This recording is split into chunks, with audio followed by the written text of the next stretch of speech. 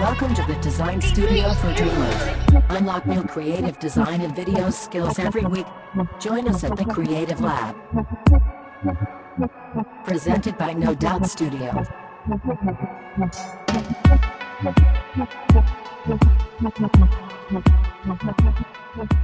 What's up and welcome to the Creative Lab. My name is Nick David No Doubt and I'm here to teach you everything I know about how to create fun and engaging content using video and design tools.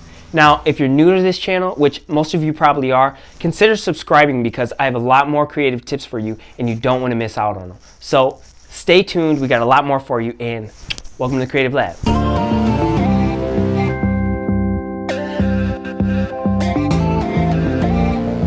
In this episode, I'm going to teach you guys how to create some really easy and awesome animation in Photoshop using GIFs. This can really improve the content that you guys produce because having video in your Instagram is a big deal. Making sure that people stay on your page is a big deal. So creating content that moves and evolves with the time is what? A big deal. Ways that this can really improve your brands and products and stuff that you guys post for your content are things like this. These types of things really add attraction to what you're selling and really bring impact to your level of design, whether it's for advertising, art, or branding. So I'm not gonna keep going, let's get into it.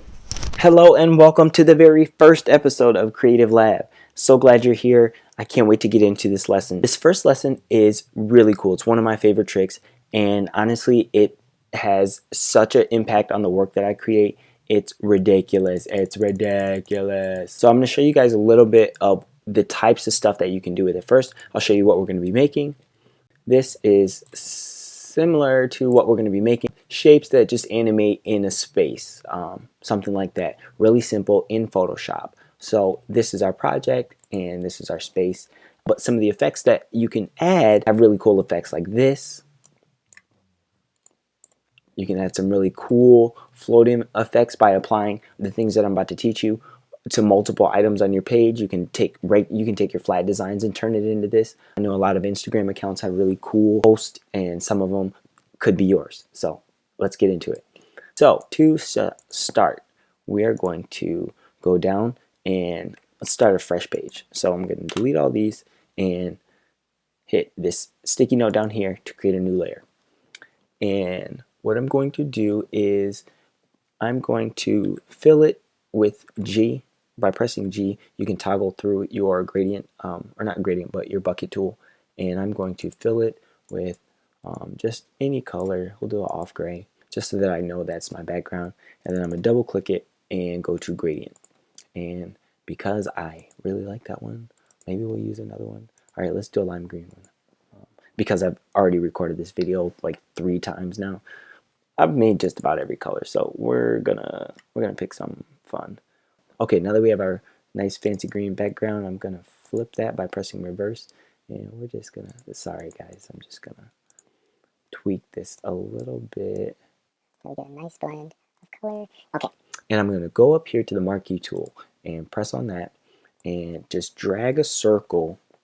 Holding down the Shift key will keep it conformed and constrained to a certain circle size. I mean, you guys know what I mean. And again, make sure I click a new layer because I don't want to make that one on top of my gradient. I don't want it to paste it onto the same layer. I want it to be separate and just separate. So again, I'm going to press my G tool. G brings up my bucket. I'm going to click inside that, and that's a nice little dot. Honestly, I don't even know if I want to fill it, but we're going to fill it anyways. So by holding down Option, hold down Option, and we can actually grab our gradient tool that's already on our one layer and copy it straight to our second one so that it mimics the same thing. And then we're going to double click it and turn that reverse off. So we got a nice little, bezel. Ooh, that kind of looks nice, doesn't it? Like a little button. Something that would make it pop even more, guys, is if you went in there and put a drop shadow on that and just kind of spread that out a little. Well, not like that, but spread it out a little bit and turn that down. Wow, that's really cool. Maybe we'll keep it. I think we're gonna keep it. So now that we have this nice, really cool circle looking effect, and remember, all we did was we made a circle Again, we have a gradient. Gradient adds so much depth to a page. Using it correctly. This isn't, 2005 with word art. You're not trying to, douse the page in it, but you really want to show some level of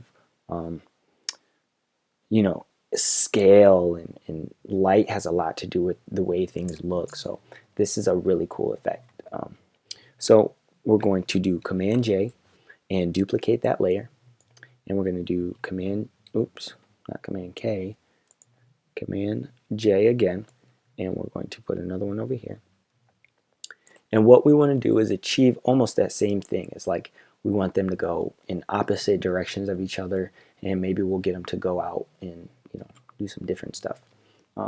So first we're going to select all of our circle layers and just align them, not like that because now they're all stacked, but you want to make sure that they're all just aligned in the right amount of space and setting from each other. And I'm just Command T does your control, and I'm just scaling them down. This is Photoshop CS 2019, so there's different tools. Just normal clicking and dragging will keep them constrained, and if you if you try to hold down Shift while you're transforming it, it does this. So it's kind of the opposite to what it used to be. I'm not sure how I feel about it, but that's how you do it. And we're going to space these out a little bit more.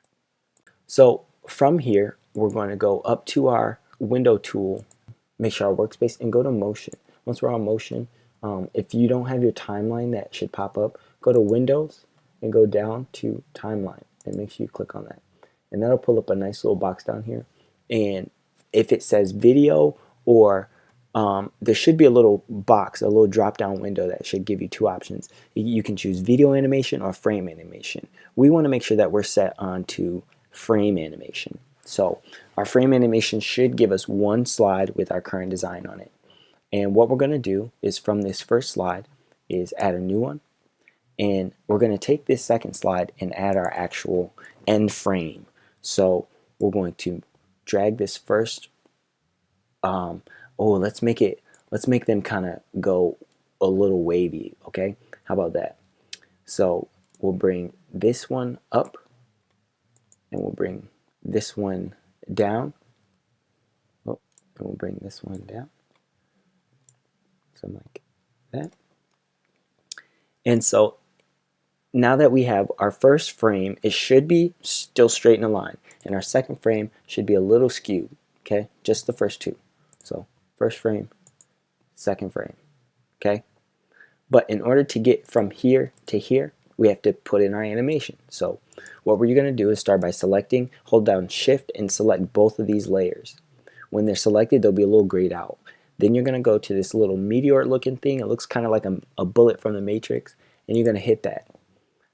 Because we have two frames, most animation that is about 10 seconds or longer is probably at about 10 to 20 frames a second. Really good stop motion is about 20 frames per second, just because it's really fluid and it shows a lot of just dynamic looks to it. It has a really dynamic look to it. So we're going to keep 8 because I want the animation to be fast and smooth, but not so long that it takes forever to do. So we're just going to hit OK. And that instantly, if you guys can look, it instantly put the transitions between my two frames. So now when I play it, I have a nice sliding. And again, it's only lagging because it's rendering at this point. All of your photos, it's just going kind of like a fast slideshow. But that creates our animation, and we can save this out as GIF. What we want to do is see if we can create this and make them go all the way around and switch spots so that these two kind of just rotate around each other. Okay, that's going to be really cool. So now that we have our position of our end frame here, we want to go from here, and once this is selected, this is important, guys. So now that you have your end frame, you want to make sure that you create a new slide, because if you try to change this one, it might end up changing your other slides or slides that you actually didn't want changed. So remember, make sure you're selected on the right one. Now that I have a duplicate of the last frame, I'm going to move this circle over to my new spot, and I'm going to move this circle over to this spot, which is probably about right there. Okay, and we're going to do the same thing. You're going to go to your animation, in your selections, make sure that you have all layers selected, position, opacity, and effects, and hit OK. That's going to add our next animation to get to our new position. Okay, so let's see what we have so far.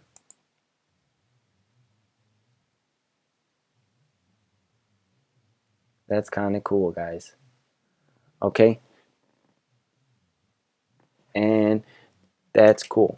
So now that we have here, we want to go back to our center. So again, last frame, add a new layer.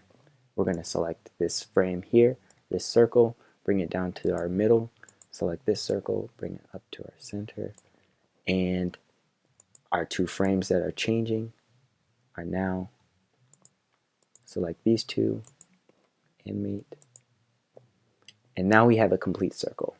And what we're going to do is, because this frame is the same as our first frame, oh, it's a little off too, we'll just delete it. Oh, Control Z, and we'll just hit that delete tool, and that'll delete that frame. So now let's play it.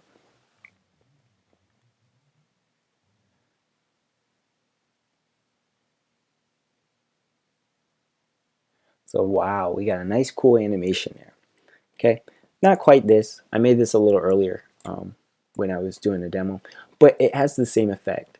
And again, some of the really cool things that you can do is you can take your logos and bring them to life. And I'll show you guys how to do this one in another video, and how to animate your logos and bring them an animated feel and make them come alive. So thanks for watching this. And I hope you guys check out our other videos, because we got more tips for you. So thanks for stopping by the Creative Lab, and enjoy. So thanks for coming again, guys. I really hope that helped. And remember, if you're not subscribed already, consider subscribing, because I have a lot more tips and tricks that are really going to help you guys out a lot. And thanks for tuning in to the Creative Lab. And remember, have no doubt,